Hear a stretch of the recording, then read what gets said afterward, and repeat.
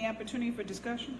Briefly, yeah. Well, we had, no, it's here. Go ahead. I just had an ordinance 47 as to why we're looking at a long-term tax exemption as opposed to and having this where they pay fees as opposed to taxes. Yeah, so the way this, it's valid question. It's the only way Teaneck, Englewood, Hackensack, and half of North Jersey is doing new developments right now in blighted areas is to work with a payment in lieu of taxes on this property.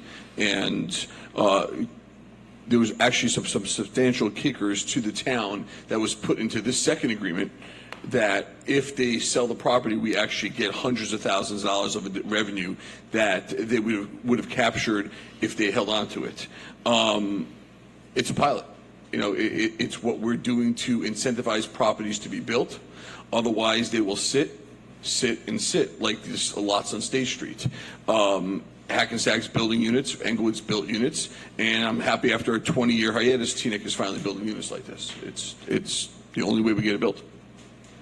So there's no interest or open bid process because it's a private-owned property. It's private-owned property. It's not township. They've never tried to sell it and had challenges selling it that we know of. It's just because now that we've declared it an area in need of improvement.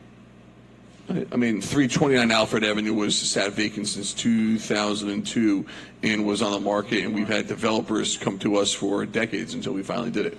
So it's the reason why it's being presented like this is to get the property built to the highest and best use. And right now, the way this ordinance calls for is we get 10.5% of all rental revenue issued for the first 10% of all rental revenue for the first 15 years, 10.5% for the second 15 years.